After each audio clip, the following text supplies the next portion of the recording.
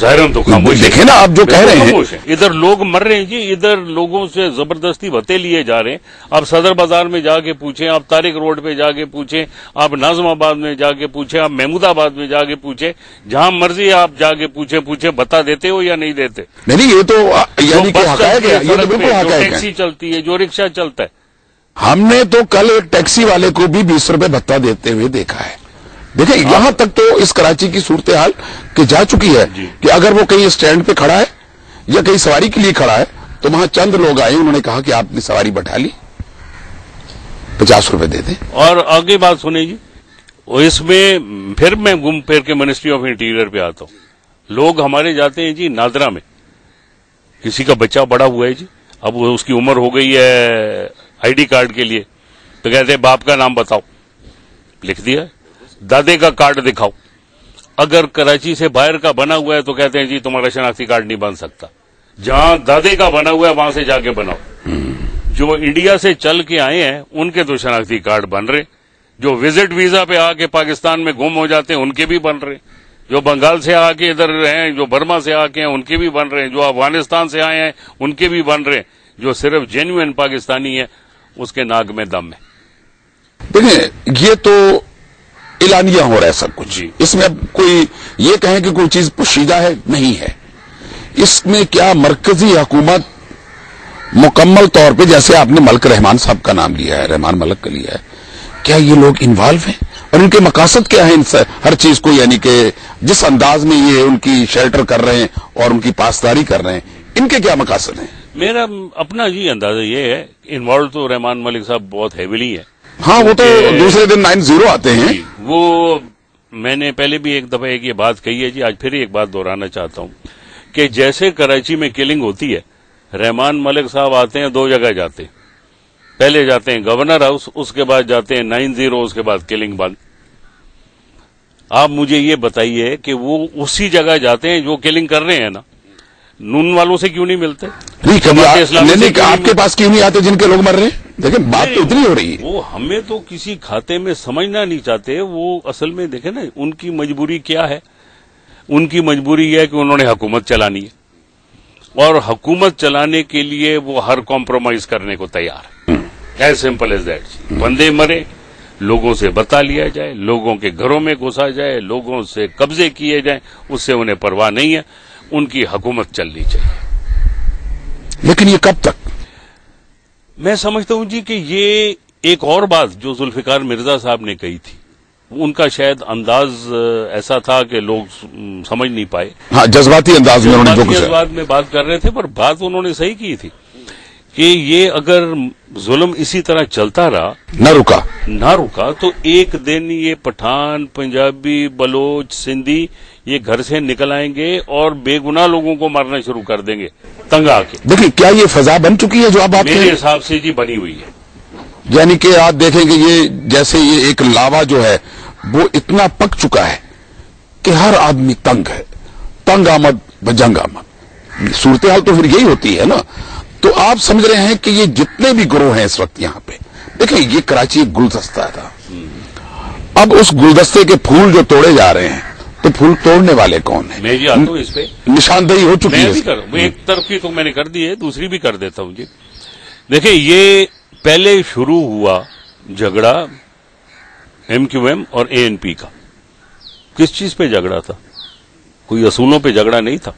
ایک جگہ حکومت میں بیٹھے ہوئے ہیں نا جی, اگر اتنے ہی اختلافات ہیں دونوں میں سے ایک چھوڑ دے حکومت, لیکن نہیں چھوڑیں گے. سینٹر میں بھی اکٹھے بیٹھے, یہاں بھی اکٹھے بیٹھے, ایک دوسرے پہ الزام تراشی بھی ہے. وہ کہہ رہے ہیں ادھر مارشل لا لگا دو, وہ کہہ رہے ہیں ادھر ملٹری آپریشن کر دو, پر بیٹھے ہوئے دونوں حکومت میں اپنے اپنے مفادات سیکیور کر رہے اور بیچ میں غریب آدمی مر رہے. ابھی میں آپ کو جی ایک چیز بتاؤں کہ منسٹری آف انڈسٹریز جو فیڈرل گورنمنٹ کی ہے, جس کے میر ہزار خان بجرانی صاحب منسٹر ہیں, اس نے ایک رپورٹ پچھلے سال کے بارے میں شائع کی ہے 2010 پہ, اباؤٹ انڈسٹریل ایکٹیویٹی پاکستان میں, اور اس میں یہ لکھا گیا ہے کہ کراچی میں ڈیلی ایک فیکٹری بند ہوتی ہے. جو پچھلا سال گزرا ہے اس میں 345 یا 346 انڈسٹری بند ہوئی ہے. آج آپ بنگلہ دیش میں جا کے دیکھیں تو پاکستانی آپ کو وہاں نظر آئے گا. یعنی آپ کا سرمایہ، آپ کی صنعت جو ہے آپ کے ملک سے ٹرانسفر ہو رہی ہے. ہم جسے اپنا غریب کزن سمجھتے تھے بنگلہ دیش، لوگ آج وہاں جا کے انویسٹمنٹ کر رہے ہیں. سری لنکا جو ہم سے کئی درجے پیچھے تھا ایک ملک، وہاں جا کے سرمایہ کاری کر رہے ہیں. دبئی جو اکنامکلی بیٹھ گیا تھا آج واپس ریکور کر رہا ہے پاکستان سے پیسے کی ٹرانسفر کی وجہ سے. آپ شارجہ میں جا کے دیکھیں، آپ جبل علی کے فری ٹریڈ ایریا دیکھیں، کون کارخانے لگا رہے ہیں؟ تمام پاکستانی ہیں. اچھا مرحبا صاحب، مجھے یہ بتائیں کہ آپ نے دیکھا یہ بہت بڑی بات ہے کہ ہم صنعتی طور پر غرق ہو چکے ہیں. جی، صرف کراچی ہی کو غرق نہیں کر دیا گیا، پنجاب کو تو گیس اور بجلی کی ایک وہ اس پہ حملہ کیا ہے کہ اس کے بعد پنجاب کی تمام صنعتیں بند ہو چکی ہیں.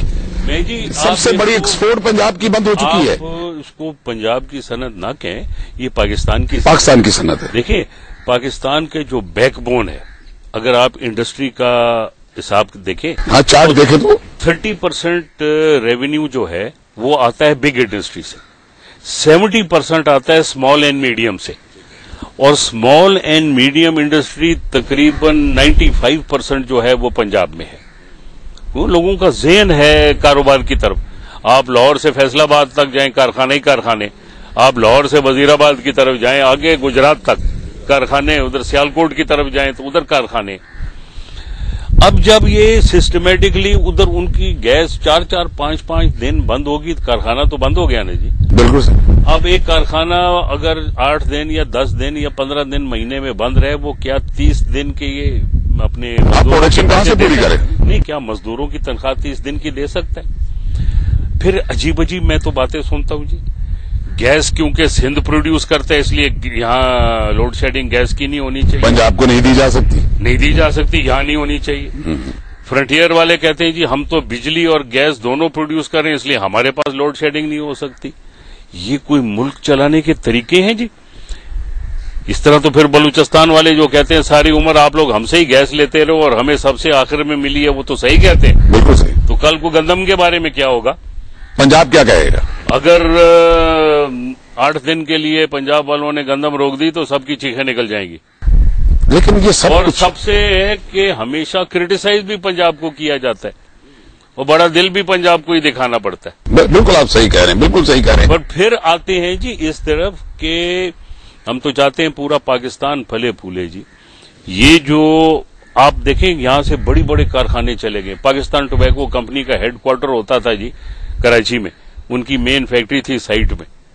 انہوں نے فیکٹری بند کر دی، ہیڈ کوارٹر بند کر کے جی اسلام آباد لے گئے. فیکٹری اکوڑا خٹک شفٹ کر دی انہوں نے. یہاں سے 4-5 ہزار آدمی کا روزگار ختم ہوا. اور اس طرح کی سینکڑوں ہیں. میں یہ جو بات آپ کہہ رہے ہیں، کیا یہ بات زرداری، گیلانی یا وہ قیادت جسے ہم میاں نواز شریف یا شہباز شریف کہتے ہیں، یا وہ قیادت جو چودھری برادران ہے، یا وہ قیادت جو بلوچستان سے ہے، سندھ سے ہے، کیا یہ کسی دشمن کا کام کر رہے ہیں اس ملک کے اندر؟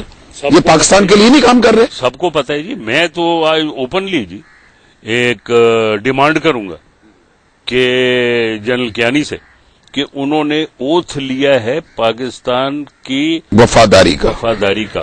اگر اس بے گناہ طریقے سے پاکستانیوں کو یہاں مارا جاتا ہے کہ بندہ مرتا ہے لندن میں اور یہاں پہ اربوں کا پراپرٹی جلا دی جاتی ہے اور ٹرانسپورٹ جلا دی جاتی ہے، 1 ٹکا حکومت نے آج تک کبھی دیا نہیں. ایک MPA MQM کا مارا گیا، بری بات ہے، نہیں ہونا چاہیے تھا جی. ہم کسی انسان کے مرنے پہ کسی انسان کا بھی قتل جو ہے وہ، پر اس کے مرنے میں 100 بندہ دوسرا مارا گیا، ان کو 1 ٹکا نہیں کسی نے آخر دیا. کیوں؟ ان 100 بندوں نے کوئی مارا تھا یا ان کا کوئی ہاتھ تھا اس کے مارنے میں؟ دیکھیں جی اس طریقے سے اسٹیٹس نہیں چلتی. اور اب جو یہ باتیں اٹھ رہی ہیں فیلڈ اسٹیٹ، یہ فیلڈ اسٹیٹ کیوں ہے؟